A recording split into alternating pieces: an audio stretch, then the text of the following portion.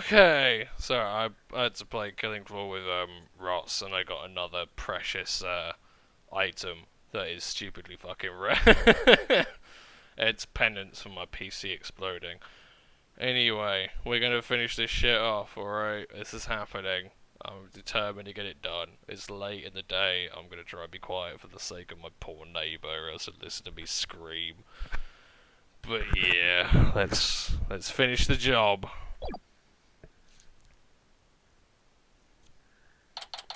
What do we got?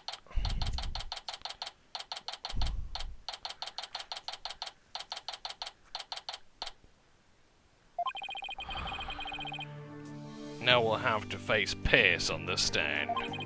I'm not sure if I should be surprised or not. One thing's for sure, he won't be an easy adversary. So, do you think Pierce did it? It's too early to say anything at this point, but I do think he's still hiding something. Nick! Oh fuck, sorry. Why didn't you pin everything on Sovereign Loser back there? Looks like Larry still hasn't given up on Ellen. If this Pierce guy is the real bad guy, then Soren and my Emily will live happily ever after together!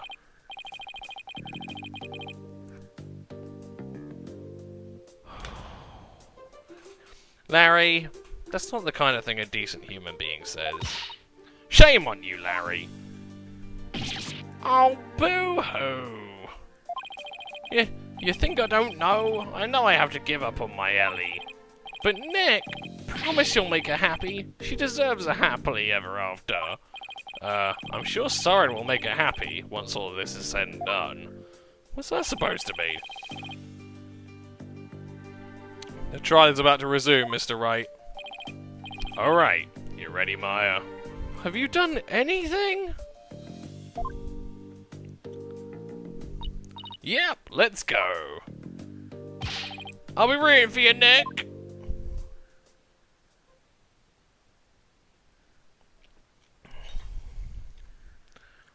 What this requires is a bit of edgy helping us out. That would be good. Ah, here we go. Come on, let's get this done. Rabble! Rabble, rabble, rabble, rabble! Shut up! This court is now back in session. Witness, please take the stand. Dare my boy, dare that woman, girl, whatever. Please state your name and occupation. My name is Pierce Nickety. I am the Sprocket family butler. Let's get straight to the point, Mr. Nickety. Someone tore out a page from Mr. Sprocket's notebook to manipulate his memories. And that person was you, wasn't it? That is correct. What about it? Well, that was easy! So why'd you do it? Why did you tamper with Mr. Sprocket's notebook? I need more booze. We'll reach this kind of booze Rosha limit at some point. Please, allow me to explain. It pains me to do this, but I will tell you the truth. Pains you? That is correct. But my testimony will go against Master Soren's wishes. Soren's wishes? What is he talking about? Oh, you slimy... you... Why, I tore out the page. I rushed to the Vista deck, but the crime had already been committed. I saw Miss Ellen and Gloomsbury collapsed, and Master Soren writing in his notebook. Master Soren said to me, I'll take the blame for the murder, so please, take care of Ellen. But I went against his order. I tore the page out of his notebook and hid the body. Huh. Wait a second! What Mr. Sprocket was writing in his notebook at the time? Could it be?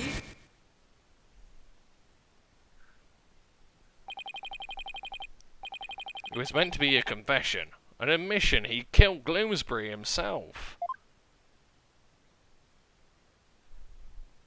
If only you'd tore it out more neatly, you fucking scrub. He wrote that message to take the blame for Miss Wyatt? That is correct. Master Soren did hit Gloomsbury with the timekeeper to save Miss Ellen. Then Mr. Sprocket was the culprit after all! However, that blow did not kill Gloomsbury. That makes sense. Mr. Sprocket's injury wouldn't allow him to put much force into it. In rage, Gloomsbury tried to attack Master Soren, who was already seriously wounded. But just in the nick of time, Miss Ellen hit Gloomsbury from behind, and finished him off, it would seem. So the one who inflicted the fatal blow was the defendant? Yes, that is correct. But Master Soren tried to take all of the blame onto himself. No way! This is pretty bad, Nick. No kidding. Pretty bad is an understatement. Well, well, Mr. Wright, it seems your decision to call forth Mr. Nickety is backfired. For the true culprit behind this case remains the defendant, Ellen Wyatt. Arrgh! Could this get any worse? But Pierce was involved in the cover-up plot, and I bet he still has something to hide.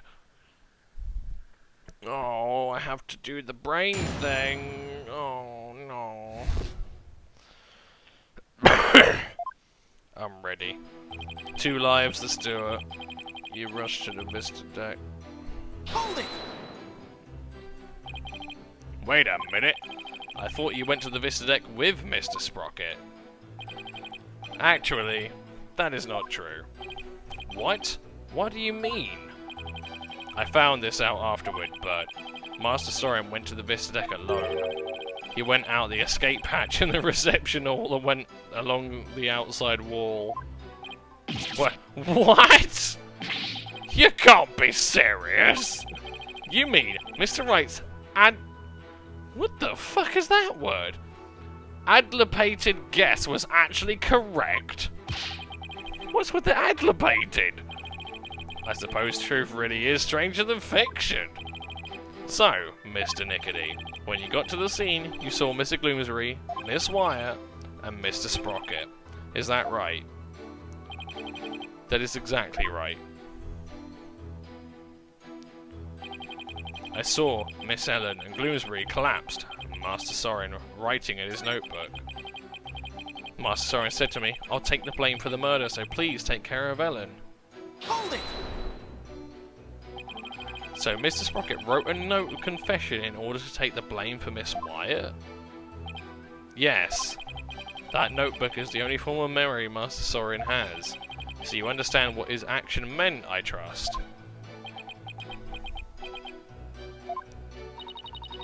What did it mean, Nick? To Soren, everything in that notebook is true. Soren tried to take the blame by altering his own memory to make himself think he did it. No. Master Soren truly loves Miss Ellen. It must have been love that made him do that. Ah, the power of love! Ah! But I went against his orders. I tore the page out of his notebook and hid the body. Hold it! Mr. Nickety, could you please tell this court about that in more detail? That, you say? Which part do you mean, Mr. Wright? Could you be more specific? Oh, alright. Tearing out the page. Why did you go against Mr. Sprocket's order and tear out the page? That is a silly question, as I told you before. Disposing of anything that may harm the Sprocket family's reputation is simply a part of my job. Oh, right, you did say that before, didn't you? I tore the page out of the notebook in order to protect Master Soren.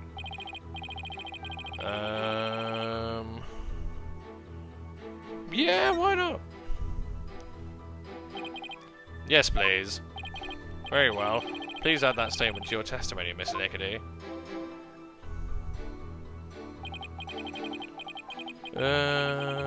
Because I got the distinct feeling I know where this is going. So, by tearing the page out of the notebook, you erased the memory of Mr. Sprocket, who was trying to take the fall for Miss Wyatt. I knew it went against his wishes, but I just could not let Master Soren bear the blame for something he did not do.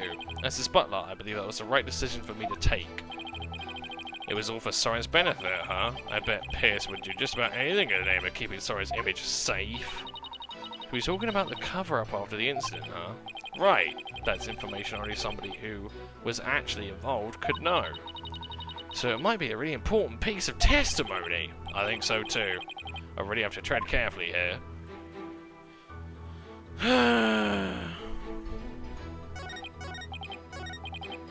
Hold it! No, God, fuck, sorry.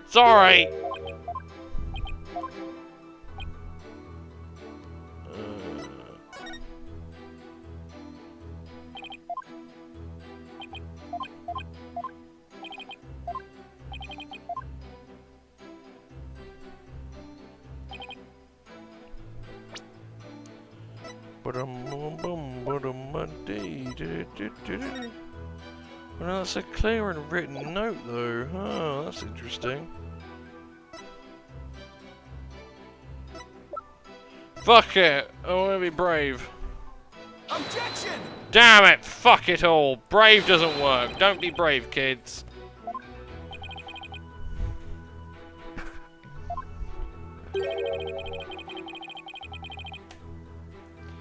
Oh, fuck off with your percentage bullshit. Bullshit. Fuck.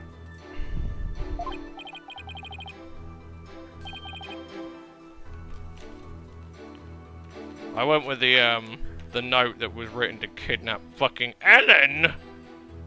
That was written in the wrong hand of the person. But I'm assuming that's going to come up later.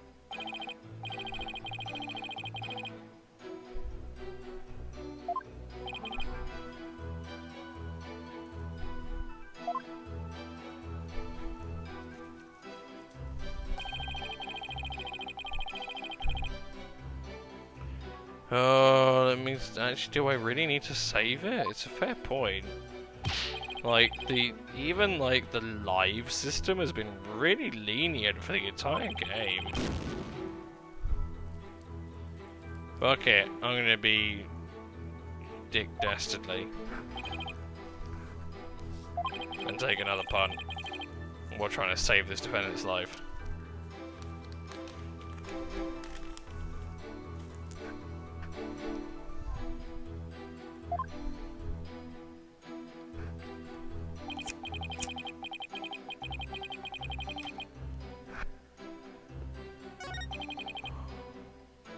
Hold it! Go on then, see what you got to say about the body.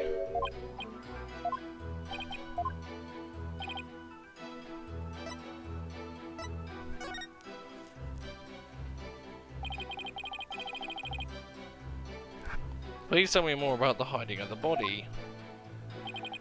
Very well.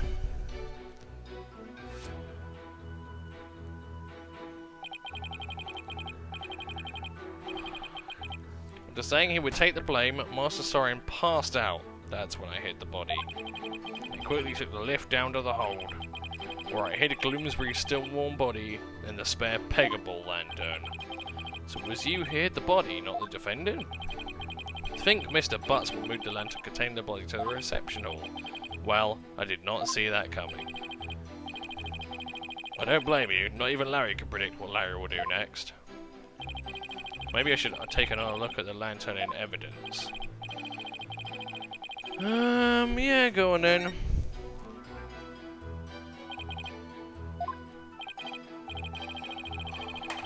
Ah, fucking shit.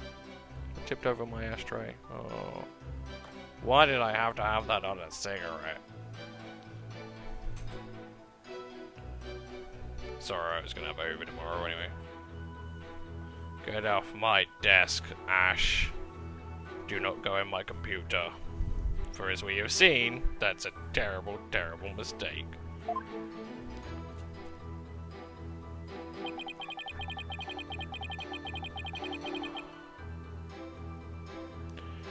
Oh, let's give it a punt then. Right, spare. There was a blood stain on the inside wheel handle as if someone gripped it with a bloody hand. Objection! Ah, well, that was a fucking punt and a half. Could it be? Is that what happened? What? What happened? What? Who's... Well, I don't know what you're talking about. If what I'm thinking is true, then maybe I can prove neither Ellen nor Soren did the deed.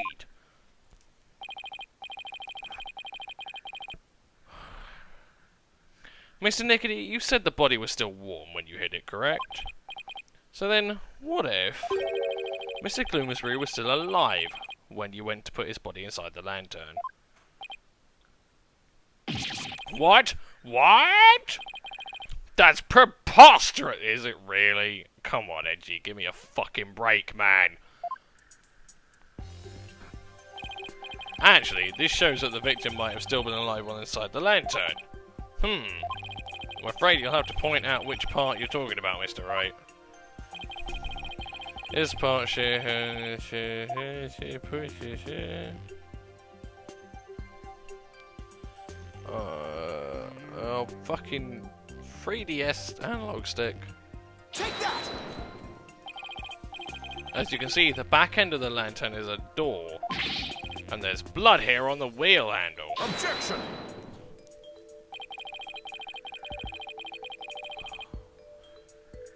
That bloodstain must have gotten there when the witness put the body inside the lantern.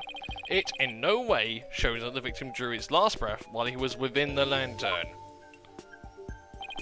I disagree, Mr. Edgeworth, for you see, in putting this lantern back together, the police inadvertently placed the inside handle on the outside, and vice versa.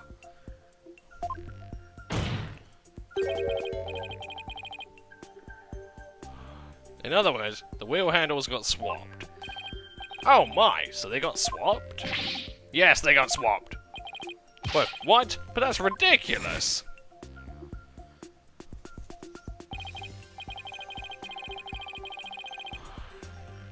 Not at all, if you compare the other male peggable lantern in the reception hall.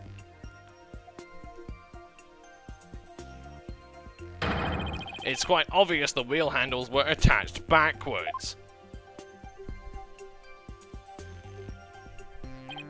The detective in charge of the restoration will see me in my office later. Sorry, Emma, and good luck.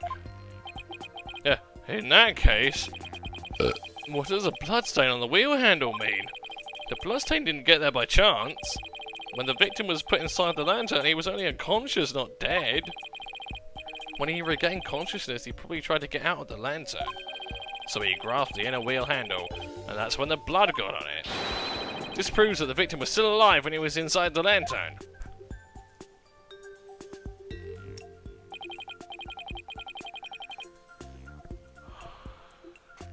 At the time, I was completely convinced Gloomsbury was dead.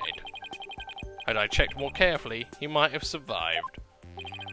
Unfortunate, to be sure, but not significant enough to change this trial's outcome. Again, I disagree, Mr. Edgeworth. It actually has a very significant impact on this case. The victim was struck by the defendant, then died from his injuries sometime later. There's nothing more to it. That's where you're wrong. Let's take another look at Mr. Gloomsbury's autopsy report, shall we? Please focus on the description of his injuries. It says, one contusion was found on the back of the head and one on the side.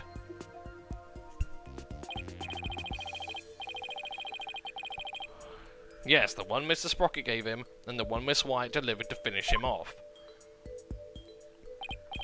No, the defense would like to submit a different interpretation. A different interpretation?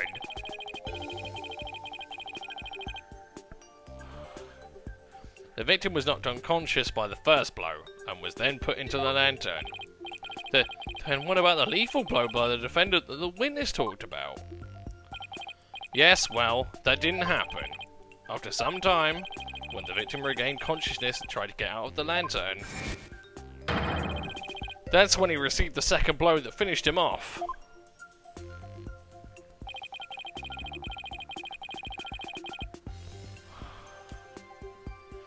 Taking into account the fact that the victim was alive for a period after the first hit, and that he did receive a second blow to the head, it does seem entirely possible. Yes, as long as the first blow didn't kill the victim instantly, then there's a possibility that someone other than Mr. Sprocket or Miss Wyatt delivered the fatal blow. Objection! That's all you've got? Even if there was a time lag between the two blows, the prosecution's position doesn't change. What? What do you mean? It's elementary, Mr. Wright. After the reception, when the defendant was cleaning up the reception hall, the victim, who was supposed to be dead, suddenly came out of the lantern. The defendant grabbed the murder weapon, which was right there, and finished him off. That theory sounds awfully familiar. Of course it does, Your Honor, because it's exactly what I proposed at the very start. The second blow was inflicted by the defendant after all. I see! It seems a tangle of mysteries has unraveled into a single thread. Objection! But as long as there's a possibility that the fatal blow wasn't delivered, or was delivered by a third person, then we must continue the deliberations. Give it up, Mr. Wright, unless you have something to prove the presence of your precious third person. Okay, Nick, just relax. You can do this. Come on now, take some deep breaths. Good idea, deep breaths, deep breaths. There, don't you feel better already? Maya's right. I should calm down, get my focus back, and go over everything again. And then, hopefully, I'll be able to find something to prove there was a third person.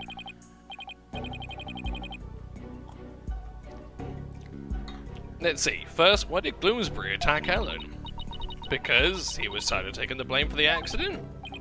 But something about that line of reasoning just doesn't feel quite right to me. No, how come?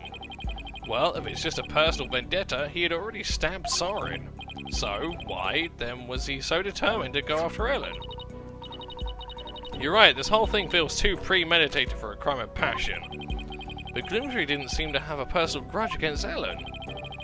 If Gloomsbury didn't have a personal reason to attack Ellen, then...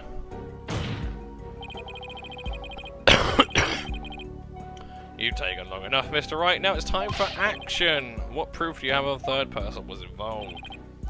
Alright, I'll show you. I'm not completely sure of what I'm doing yet, but it looks like I'm out of time. This piece of evidence proves... Oh, we're gonna... you know what? Fuck it. I don't care anymore. Take that! Oh, there you go. Yeah, no, it was right. We're good. We're alright, lads. We're alright, lads! I get it now. Now I see why this note bothered me so much when I first saw it. This fucking is the murder plot. That it was apparently written by the victim. But why would he feel the need to write instructions with stuff like this? There you go, I did it. I can do flashbacks. Your Honor, please take a look at this note.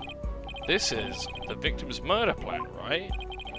It's definitely a murder plan. But what if Mr. Gloomsbury didn't write this note himself? What? This is how you intend to conjure up your mysterious third party, Mr. Wright. Can you even prove that note wasn't written by the victim? Yes. Yes, I can. Very well then. Please present your evidence, Mr. Wright. This evidence proves the victim didn't write the note. It was written by a right-handed person. This is it. This is my moment. Take that! This is the weapon Mr. Gloomsbury used to stab Mr. Sprocket. I was wondering what he'd pull out this time. Dare I ask what could possibly have to do with the note? Mr. Gloomsbury's prints were found on this candelabra, and the prints were from his left hand. So, that makes the victim left-handed, correct? Exactly, Your Honor. The police looked into it too, and confirmed as much. Now, take a look at the smudged writing in this note. Notice how the smudging only starts from the middle of each preceding line. Had this been written by a lefty, the writing would be smudged from the far left. This means that whoever wrote this note was definitely right-handed. In other words, somebody other than the victim wrote this note. What? But if someone other than Mr. Gloomsbury wrote it, then what does this note mean? Mr. Gloomsbury followed this note to the letter when he attacked Miss Wyatt. So, clearly, this note isn't a murder plan written by Mr. Gloomsbury, but rather... these are instructions to kill Miss Wyatt, issued by somebody else. If it wasn't the victim who wrote these so-called instructions, then who wrote it? Most of the people involved are right-handed, you know. He is correct. The majority of the family and their employees who are on the airship are indeed right-handed. I must say, that is a very rough and slipshod conjecture you proposed. I admit I haven't figured out who wrote it just yet. Leave it to Mr. Edgeworth to go for the jugular. This culprit who ordered Gloomsbury to attack Ellen, what could their motive have been? It doesn't seem very likely Ellen did anything to incur anybody's wrath, right? Right, not too likely anyway.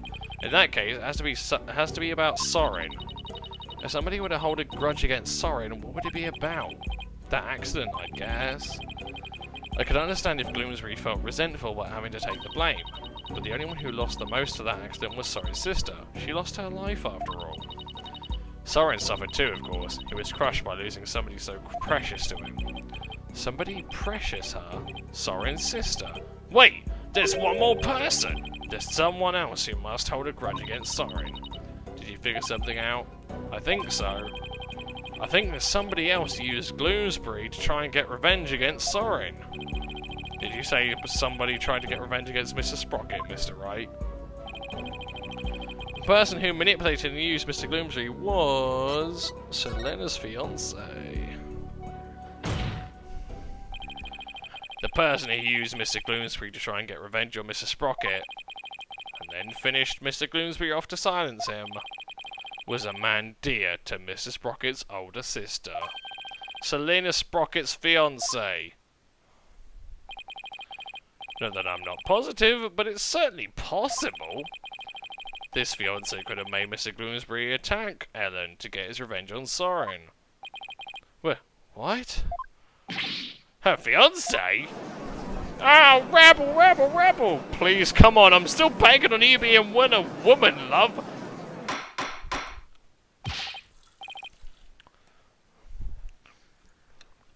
We've got 2 fireworks displays that can deal with one crabby old man shouting over his fucking window.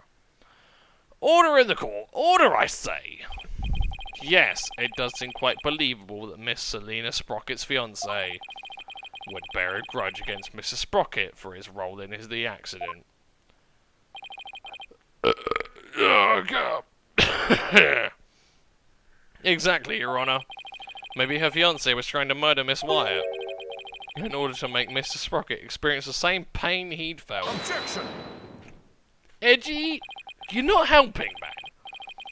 Miss Sprocket's fiancé was a surgeon, if memory serves. But the only people who attended the reception were family and staff members. That may be, but that just means that Miss Sprocket's fiancé must have been among those who attended. What? Really? Of course, otherwise, how could he have killed Gloomsbury? Oh, I see what you did. This is just another giant bluff, isn't it? Alright, I'll buy it. Who exactly do you claim this fiancé to be? Yes, I would like to know as well! Are you sure you're going to be okay, Nick? Maybe? When it comes to suspicious people, there's only one person on my list. I need to find something that connects him to Selena. This will help us identify Miss Sprocket's fiancé. Oh shit, is that time? Oh, it's that fucking time. Boosh. Please take a look at this photo, Your Honor. You're not a woman after all. You win this round, Pierce. Fine then, boring prick. That photo! I caught that fucking ages ago! You all saw it! Notice Miss Sprocket's pocket watch. Haven't we seen it somewhere before? Yes, now that you mention it, I do feel as if I've seen it somewhere before. I believe we've all seen it. Right here in this very courtroom. Oh, impossible! That's right, the pocket watching this photo.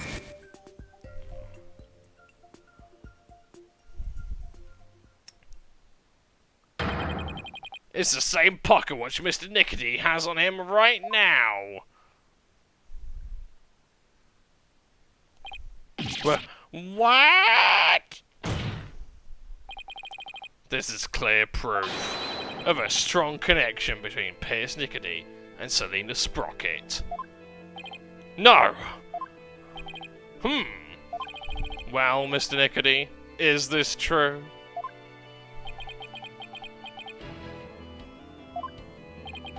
Mr. Nickety, you were once engaged to Selena Sprocket.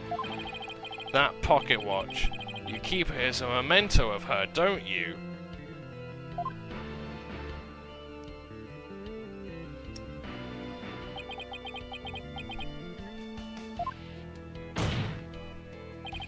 Mr. Nickety, you plan to rob Mr. Sprocket of his loved one, to make him feel the same pain as you. Isn't that right?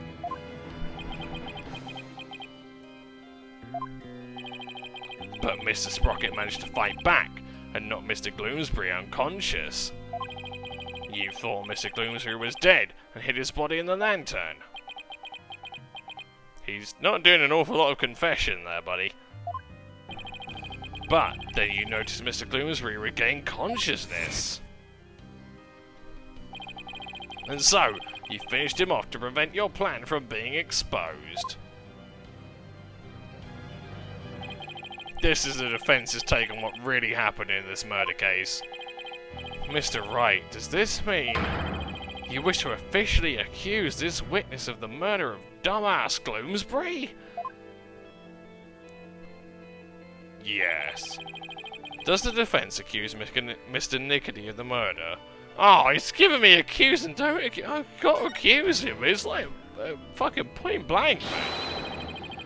The defense indicts Pierce Nickety on the charge of murdering dumbass Gloomsbury. Oh my! Mr. Nickety, would you care to respond? Oh, hang on. Man, this lawyer just yaps on and on and on. As you guessed, this watch is a memento of Selena. It stopped working at the time of the accident, though.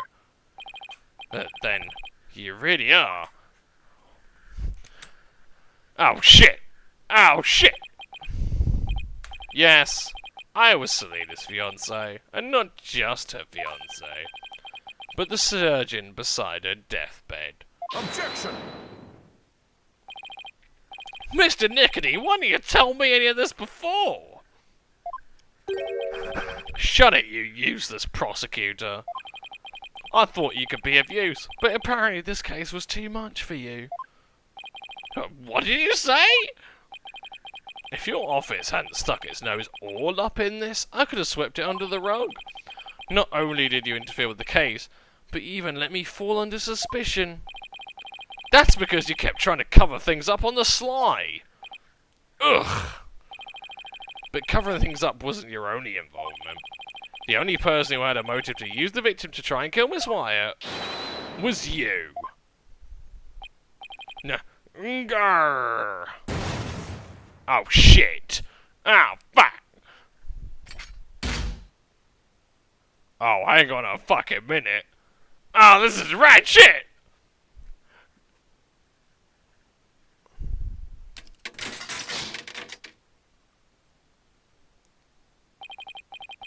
Malignant tumors. There are malignant tumors in this courtroom.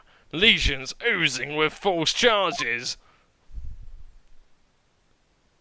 The tumors are one idiotic lawyer and one useless prosecutor.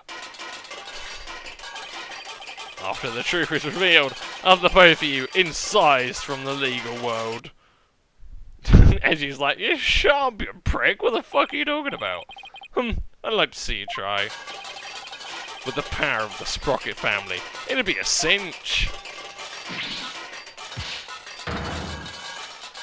Oh man. I will now begin the operation. What in the world happened to Mr. Nickety? Looks like he's finally showing his true colours. Yeah, the fact that he's a surgeon. Are you fucking taking the piss? I didn't realise surgeons and butlers was so different. One of the few things you can capture in translation. Nick, look what he did to that shoulder mech. Quit your yapping before I suture your chatty lip shut. It's like he's a completely different person. Sure looks like it, huh? We can't let our guards down now. Mr. Nickety, it's finally time for you to testify. To the truth. It seems we're entering the final act at last. I know! Tell me about Jesus Christ! Witness your testimony, please. Oh, shit. Right to remain silent. Oh, the music. Oh, he ain't doing nothing. You gonna say anything? He ain't saying dick.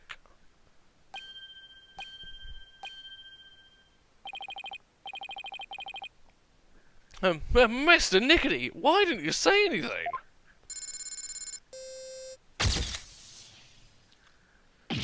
Ah! He just took a picture of me! Or something.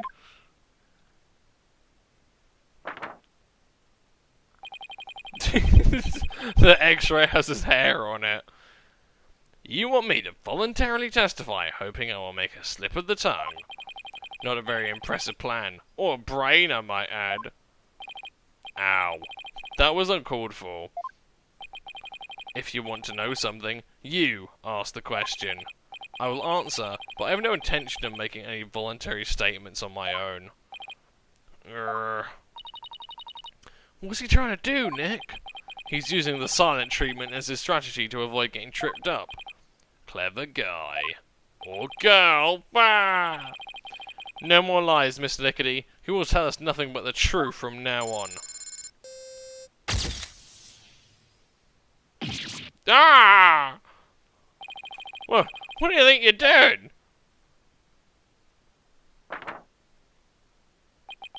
This guy is fucking... No one asked you to speak. Just keep quiet over there and keep playing with your frills. Why does the x-ray have his frills on it? Man. Yeah, I could, probably get an awful lot of, sort of like false, I can't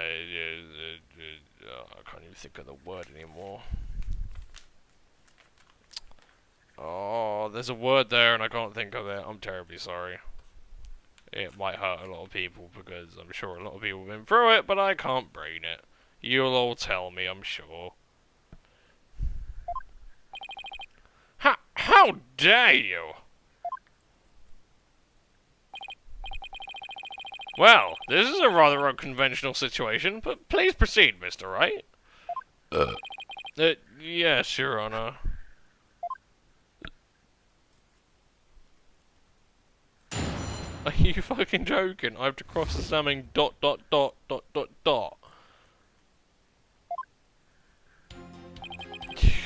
Give me a fucking break. Oh, I have one life. I'll give it a punt. What you got, Maya? This isn't going to be easy, is it? No!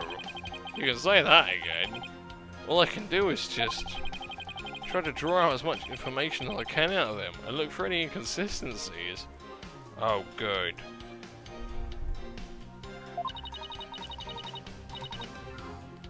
This is a moment of truth, huh, Nick? Good luck. Thanks! Seriously, Maya, been about as much use as a bag of prawns on the our side of Jupiter. Like, have another go, for God's sake.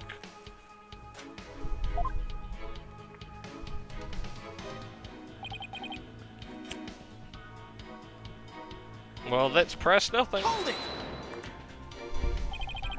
If he won't speak voluntarily, I guess I'll have to ask him something. What question should I ask? Let's go with that. Because there's 3 different ellipses. Isn't it true that when Mr. Gloomsbury regained consciousness inside the lantern, you murdered him in order to silence him? He was an excellent employee and very loyal to me. Gloomsbury was my right-hand man. I'd suffer the most from losing him. You really think I'd kill a guy like that?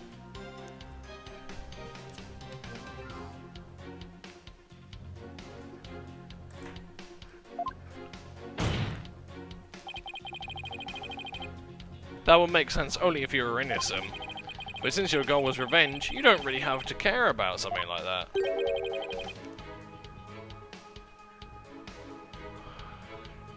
But I am innocent, I tell you.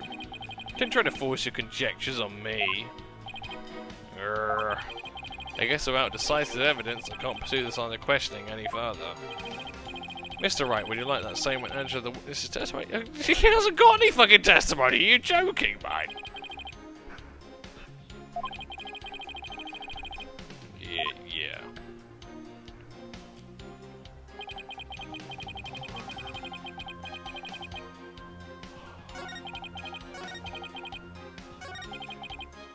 Hold it! If he won't speak voluntarily, then grudge against Soren. You've been nursing a grudge against Mr. Sprocket over the loss of your fiancée. Isn't that right? I'd be lying if I said I felt no resentment whatsoever. But Master Soren didn't cause that accident on purpose. Master Soren himself had suffered greatly. But you quit being a surgeon and found a way to get even closer to Mr. Sprocket. Wasn't that so you could carry out your revenge on him? Don't insult me. Supporting Master Soren and Sprocket Aviation with my life's work is my penance for not being able to save Selena. This is how I honor her. I feel devotion is both a fiancé and a surgeon. What the fuck are you talking about, Judgy? Your statement breaks my heart. I've never thought of exacting revenge on Master Soren. Never thought of it, huh? I guess I should probably take that with a pound of salt. Yeah, man, fucking add that me out to the yeah!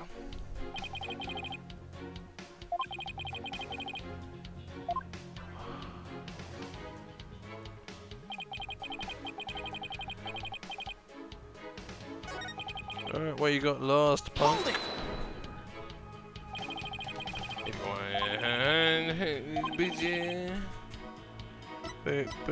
Actions of the day of the crime. On the day of the crime. On the day of the incident, you were constantly surrounded by your subordinates. Is that right?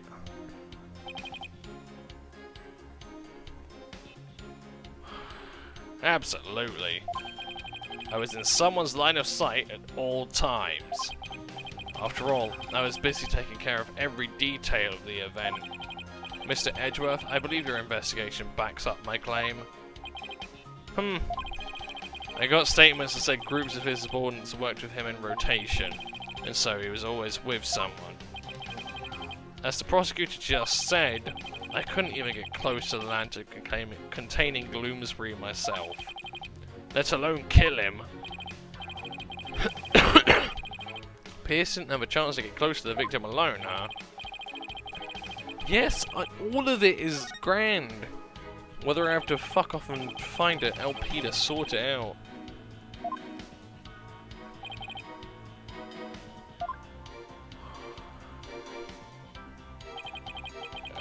Okie dokie.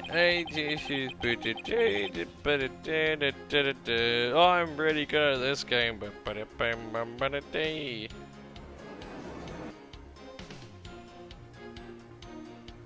I'm telling you, I'm great at this game.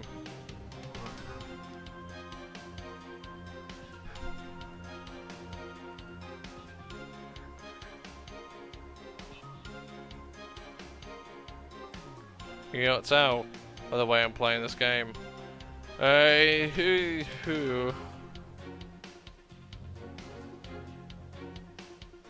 Where's your mask come up, man?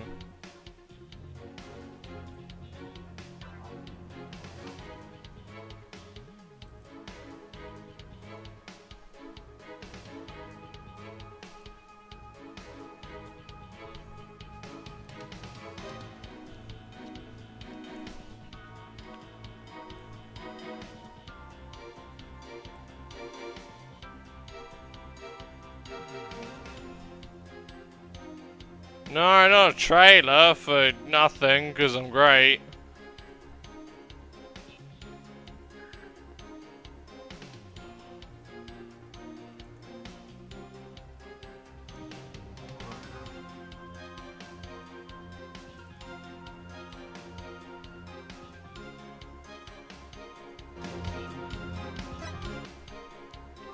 Ignore it, it's fine, I've got this in the bag.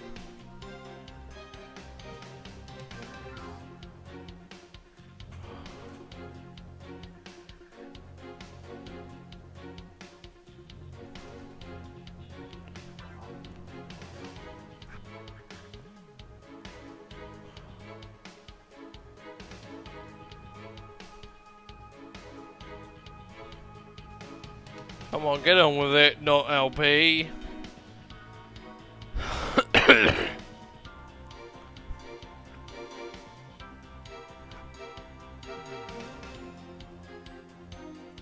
Oh wow!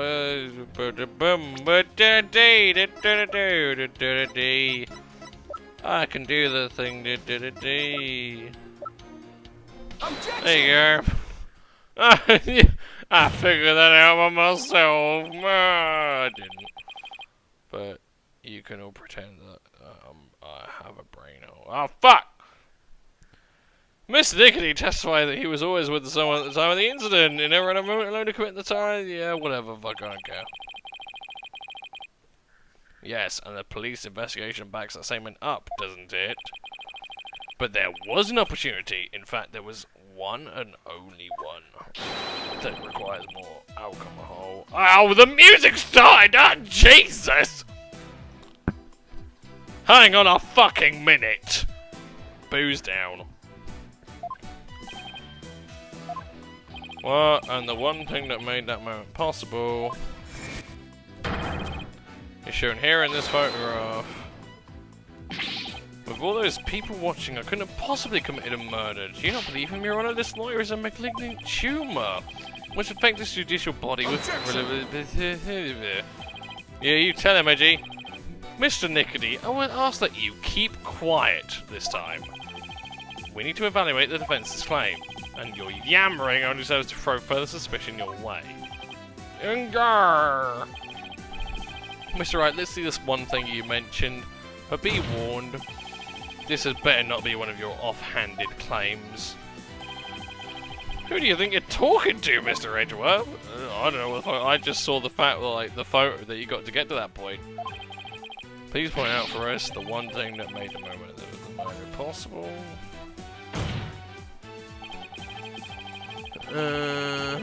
Yeah, kill Gloomsdale.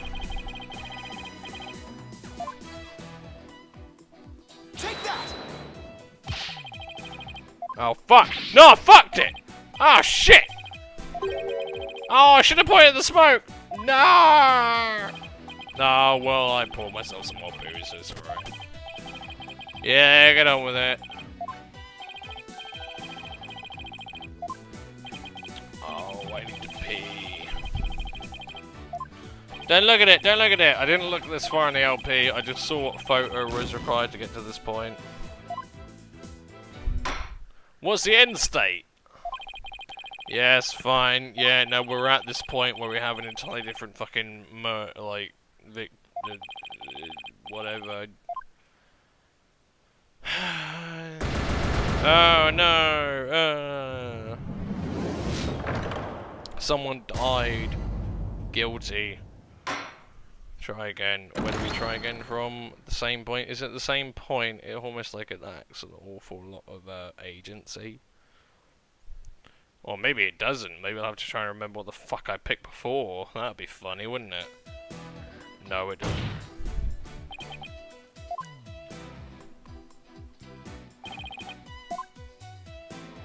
The smoke! Take that! There you go. The one thing that made the moment of the murder possible is this thick mood fog that engulfed the entire reception hall.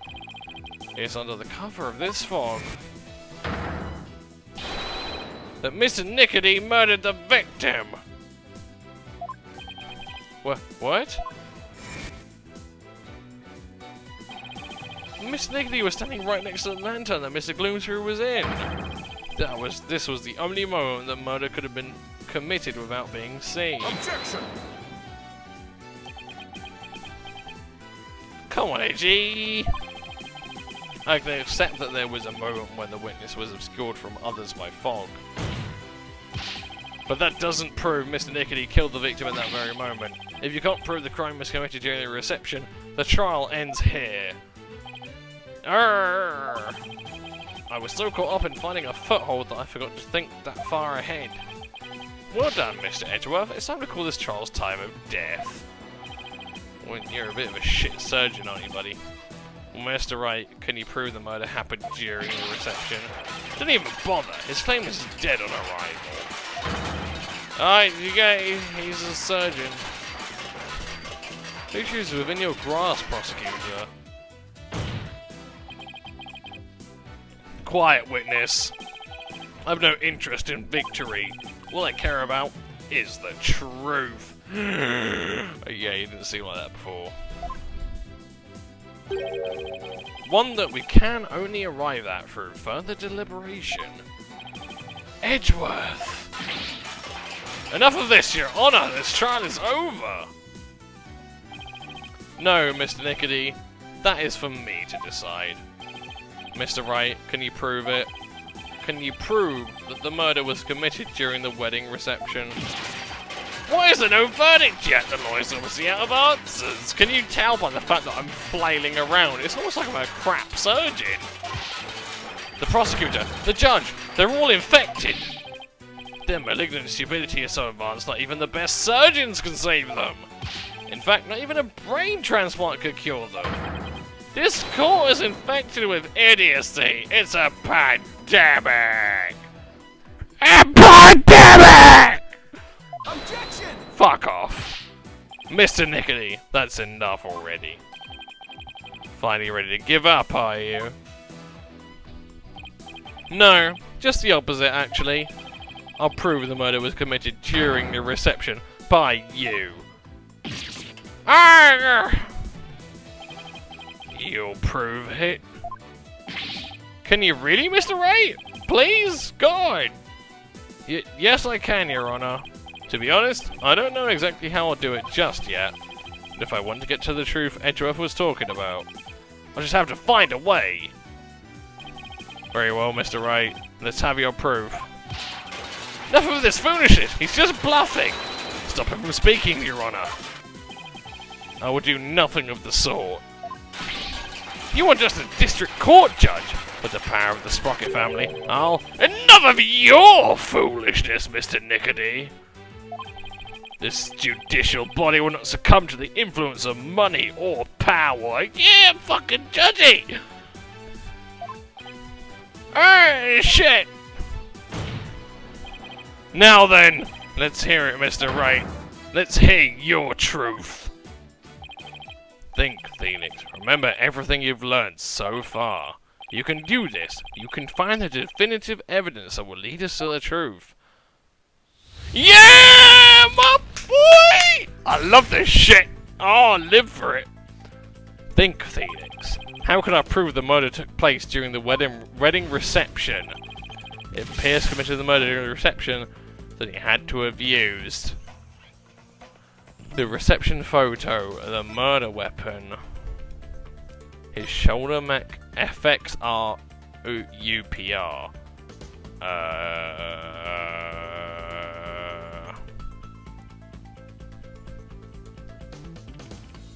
Let's go with that. No, wait, no, that's bollocks, fine.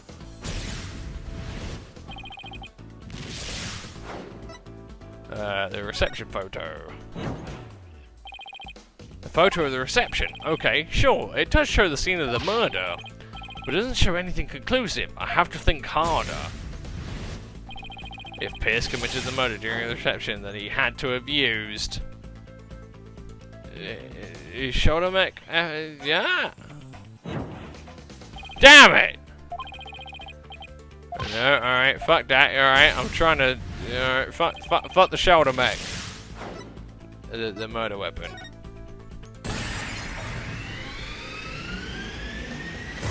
He used the murder weapon. Yes, the weapon that was used to strike the victim twice. According to the autopsy report, the victim was hit by the same object both times. So without doubt, Pierce used it to commit the murder. The weapon used to kill Gloomsbury was... the timekeeper?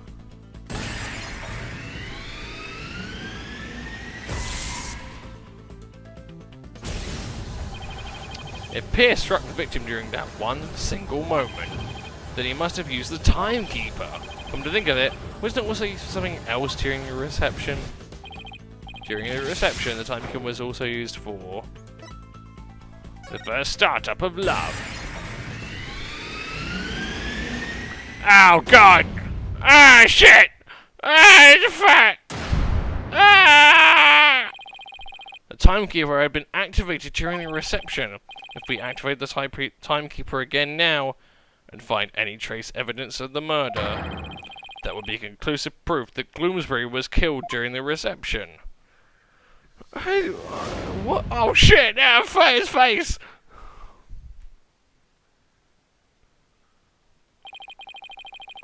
A special ceremony took place during the reception in question. What kind of special ceremony? It was called the First Startup of Love. Apparently, the couple activated the timekeeper for the first time during it. Does that mean the timekeeper here in evidence isn't activated at the moment? And what would happen if we were to activate it? Why don't we see it for ourselves? It would give us a chance to examine it. And while we're at it, we just might find some conclusive evidence. What? No! You can't activate it! Mr. Nickety, keep quiet, I'll have you thrown out of court. Nurg. By the way, Mr. Wright, this is supposed to be a time machine, right? We aren't going to travel back in time to the Stone Age or anything, are we? I don't think we have to worry too much about that, Your Honor. I'm still a little nervous nonetheless, but the truth must be known. Very well, go ahead and start up the timekeeper. Do you know how, Nick? I think so? Maybe? The bride and groom each had a symbol of their love when they put them together. Oh, how romantic it was! Let's see. I think the symbol of the groom's love must be the timekeeper itself. What symbol the bride's love would fit together with the timekeeper? Would it be the key?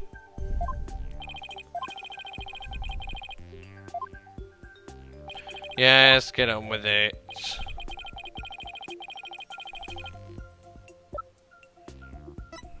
Take that! The key of love!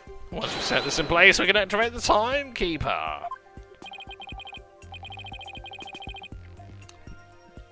Wait, what?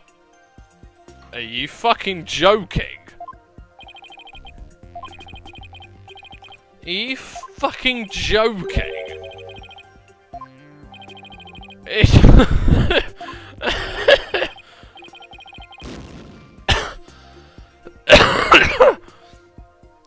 Huh? The key of love, doesn't,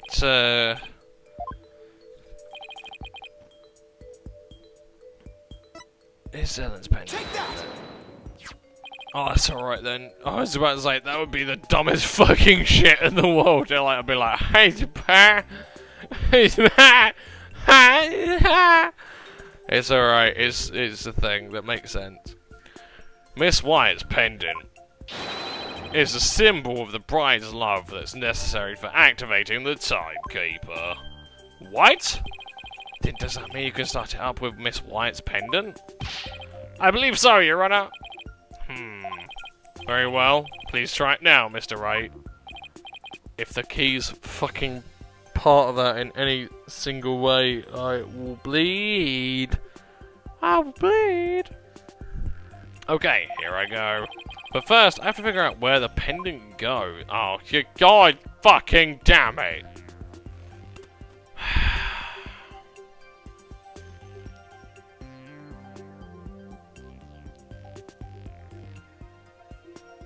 Is it the arse?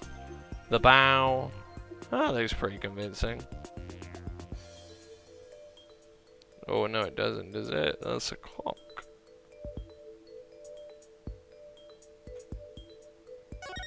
There you go. This hole looks like a good spot. I'll try setting the pendant in here. It fits! This must be the right spot. Now I have to find a place to insert the key. Ah, wow, the key was required. Yeah, you fuck yourself. Let's give that a punt. Yeah, okay, so you made a metal. I sure wouldn't want to get hit with something like this. It's almost like someone died because of it.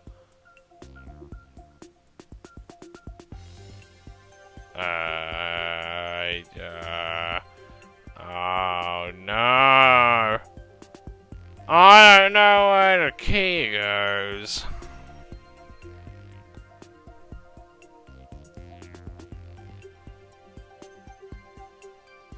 Although, actually, it has fucking, twat arrows. That will be helpful, and no mistake.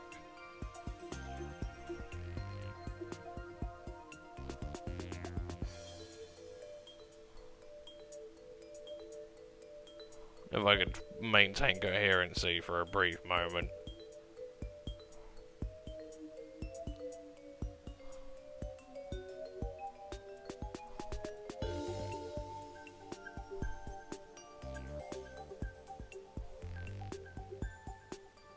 Oh no.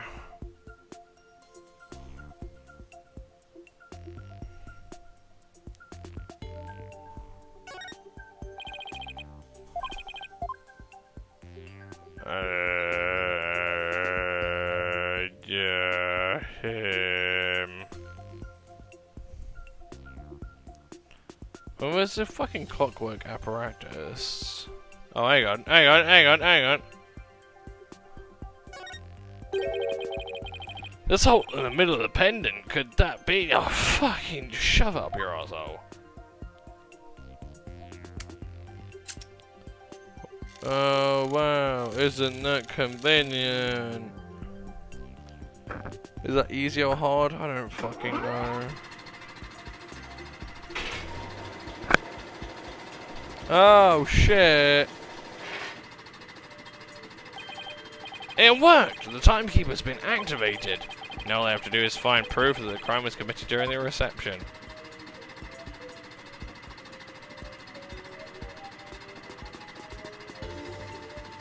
That probably is a good start. I think I found it. Conclusive evidence that the murder was committed during the wedding reception.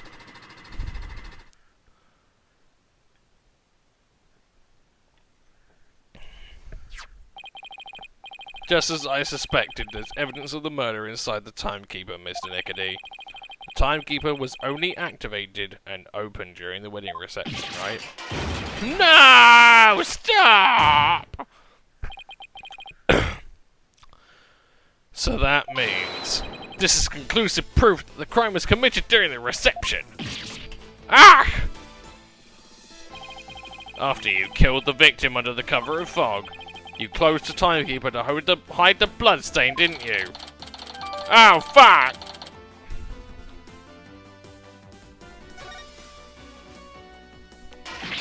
No, no! You're wrong. Ellen killed Gloomsbury. It wasn't me, I tell you. Objection.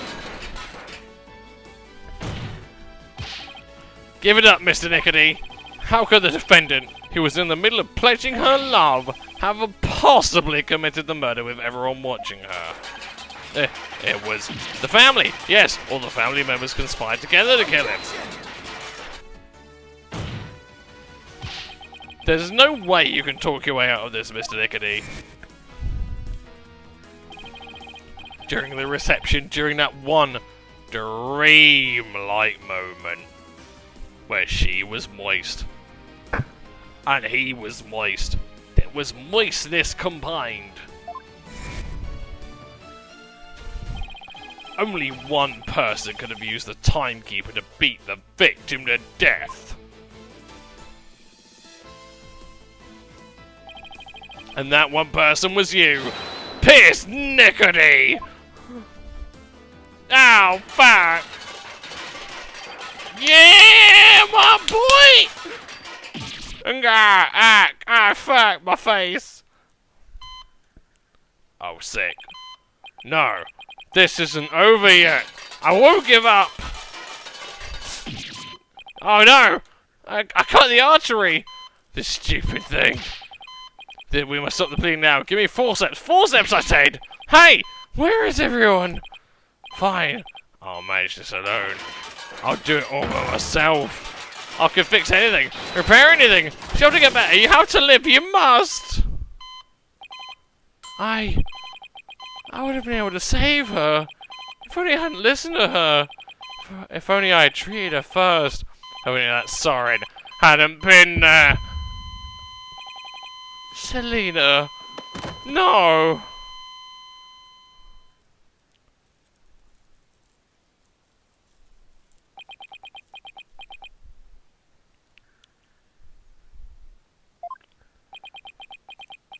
You tell him, Judgy.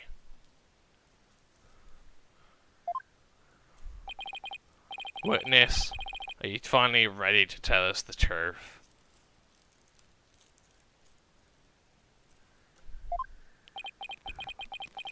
It's just as the lawyer deduced. I'm a woman? Huh? I think I failed that. You may not have been a woman in the eyes of the court, but in my eyes, pussy. Well, that's where we'll leave it. So it was all a revenge scheme against Soren Sprocket.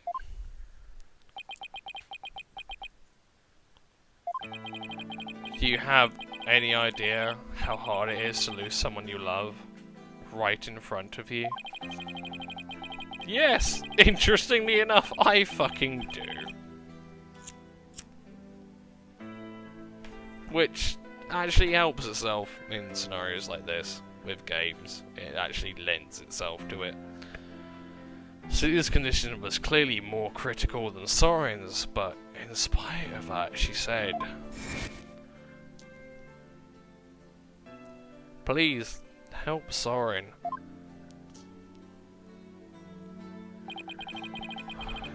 Miss Sprocket's last words. So that's what she really meant by those words. I was able to grant her wish, but at the price of her life. So you got a job with Sprocket Aviation, and waited for your chance to get revenge. You got close to Mr. Gloomsbury, and hatched this plot. Is that right?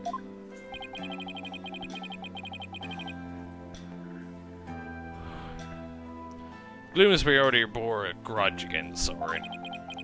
So when I tempted him with an even better position, he immediately took the bait.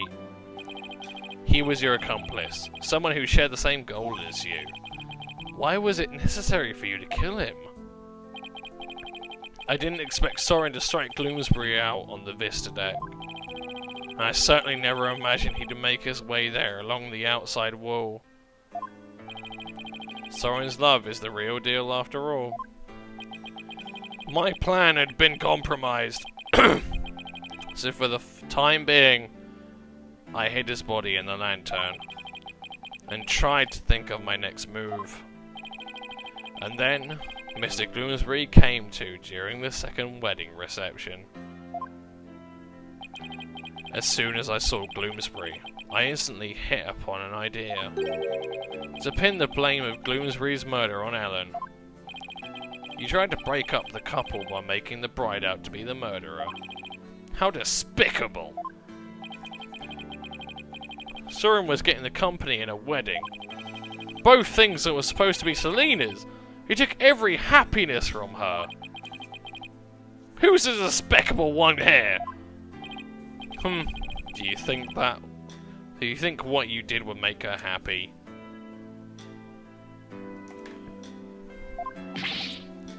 I know it wouldn't!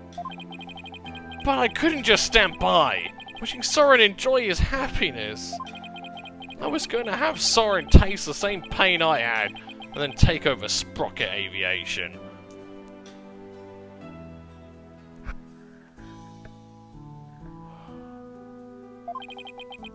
I would take back from him all of the happiness that was rightfully Selena's.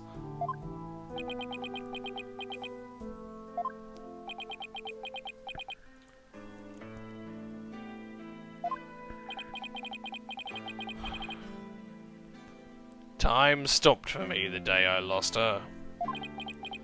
Just like this pocket watch of hers. Oh shit! Ellen! Pierce? Miss Wyatt?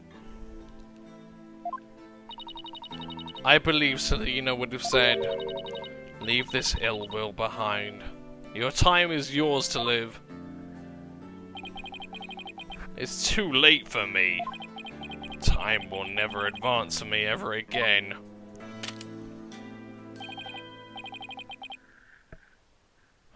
What? It can't be!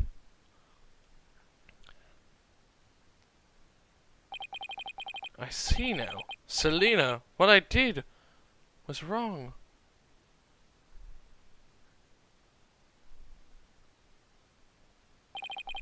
I see no further need to continue this trial. Bailiff, please take Mr. Nickety away.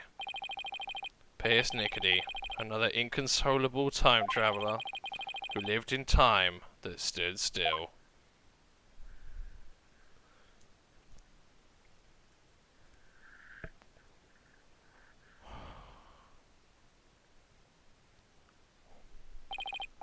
Now then, I must render my verdict regarding the defendant. Your Honor, before you give your ruling, would you please allow me a moment? Very well. Ellen, there's something I need to say to you. Yes, Soren? I put you through something truly horrible. This whole thing happened all because of me. I wouldn't understand if you wanted to call off our marriage. Well, what?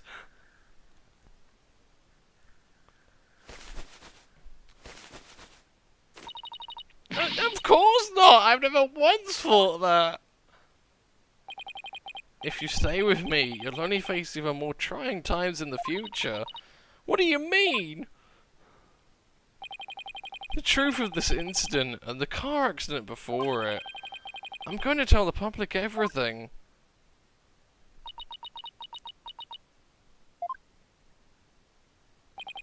I expect the company's reputation will suffer, and I'll take a lot of criticism. But I feel I can only really start over once they get everything out in the open. Sorry. After all that's happened, I might not have the right to ask you this, but... Well, how should I say this? Maybe I'll just...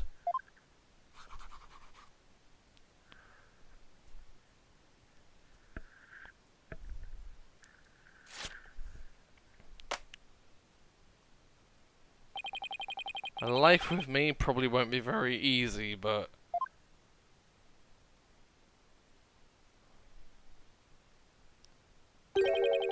Will you marry me? Oh my god, yes!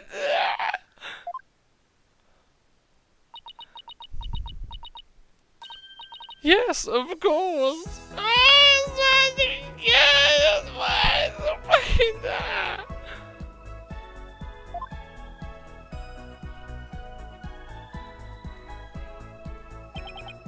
Your Honor, thank you for this time.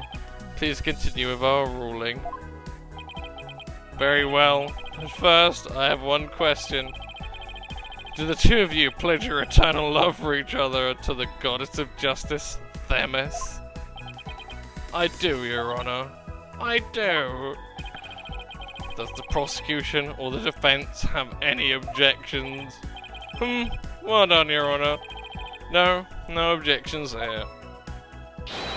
The defense has no objections either, Your Honor. This court finds the defendant, Ellen Wyatt. Ah, that's not right. This court finds the defendant, Ellen Sprocket. Yeah, so good.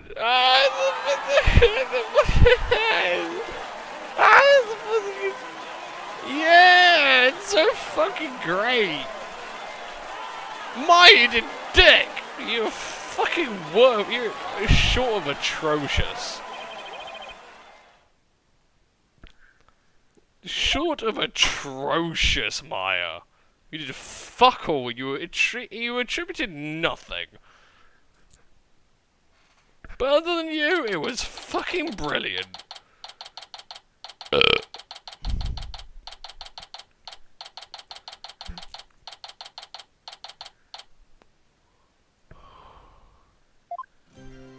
Yeah! What are you about?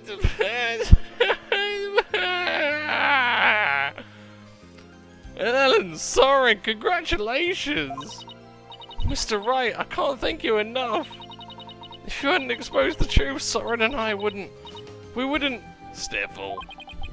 But now you can finally start your new life together, right? Yeah!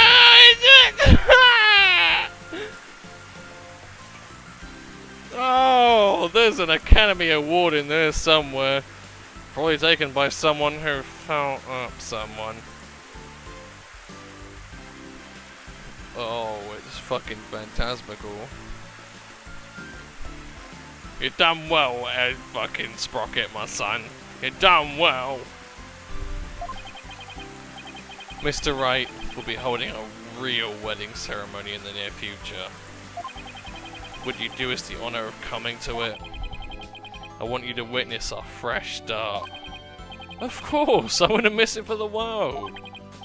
And Ellen, this time it'll finally be happily ever after, right? Oh yes! Two of you have persevered and overcome this trial together. Now, no matter what obstacles come your way, I'm sure you'll be able to handle them. And there's another thing I'm sure of too. This person will always be watching over the two of you. Oh shit! Oh, hang on. No, this is easy. Take that! Selena, yes, I think you're right.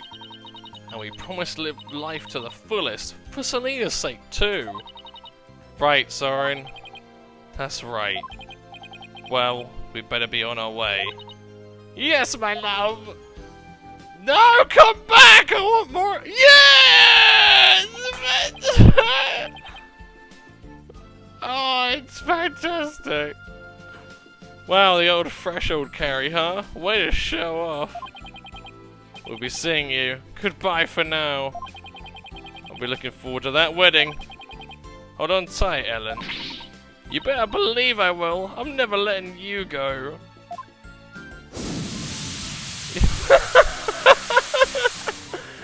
Oh, it's wonderful. Oh my god.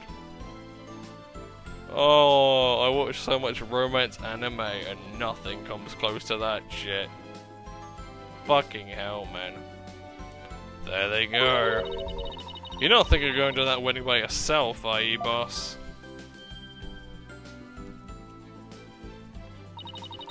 You're taking us too, right? Oh boy, I bet there's gonna be all kinds of fancy food there. Athena, when did you get here?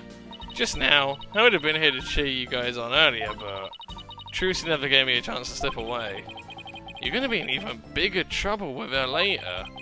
Speaking of the wedding, maybe you should ask them to invite Edgeworth. Mr. Edgeworth, really? But he thought Ellen was guilty all the way to the end. That may be true, but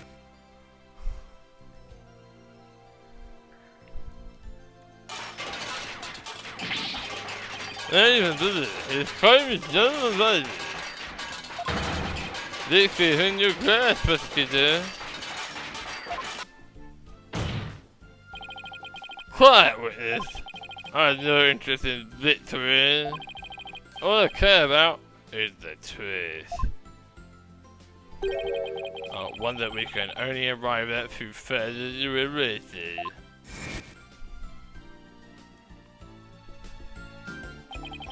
If he hadn't stood up for us when he did, the trial probably would have ended there. You mean Mr. Edgeworth gave us that chance? Maybe. Though, knowing him, I doubt he'd ever tell us even if we asked. Well, if that's how you feel about it, Nick, then why not try to get him invited? Hey, Maya! Have you ever tried to catch the bouquet? What? No? I never have either. Fighting over a bouquet that's been tossed by the bride. Talk about a fierce competition. I'm totally stoked. I'm not sure it's really supposed to be all that competitive. I'm a pretty good jumper, so I think I got a chance. She's definitely missing the point of the whole thing. And Larry, how did you manage to stay so quiet for so long? Shut up! Wish the lady you fell in love with every happiness is what a real man does. I'm pretty sure that relationship was over before it even began, Larry. Sniffle, darn it all. If only I was 10 years younger, I think it would have gone differently. Hands of time, why won't you turn back for me?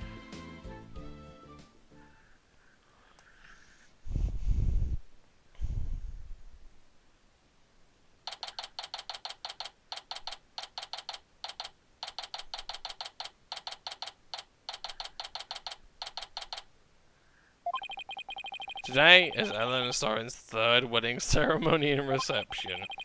I heard the bride and groom insisted it be on the Flying Chapel again.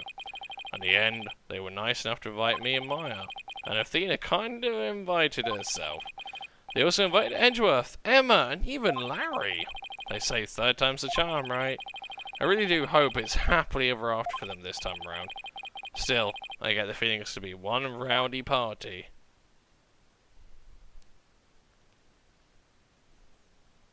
Ready when you are. Okay, here we go. Huh?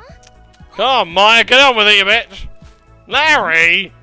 Oh, hey! Look who's next! Huh? Get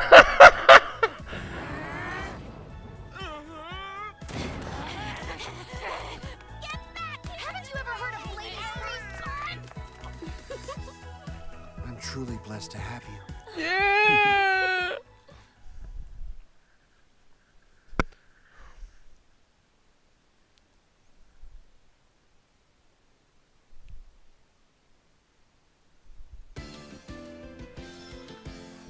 Oh, man. Oh, it's fucking brilliant.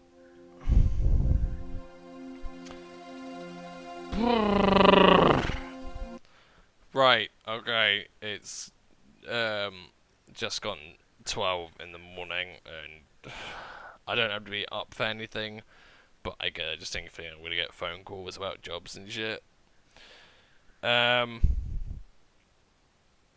It was really good. It was really, really, really, really, really good. And like I say, I know the fact that I haven't recorded it over the last like 7, 8 months, like probably getting on for like 9, 10, is an indication I love this game. I love the way it's presented. The dialogue is fucking stupid. It's terrible. It's Capcom. But the facial animations and the music, like the music made 90% of what I just last played. It's done so well. Like whether it's goofy or jumpy, music can do an awful lot for a game, and I feel like Ace Attorney is the poster child for what music can do for anything. It doesn't matter what kind of genre it is, music is everything to this game. So yeah, I will be picking it up on the Switch whenever that decides to come out, and I'll LP it, and it will probably take about 3-4 fucking years. But for the time being, I really need a piss, so I'm gonna have a fucking piss, and I hope you all fucking enjoyed, and it's done. So there you go, and I will see you in a bit. Peace.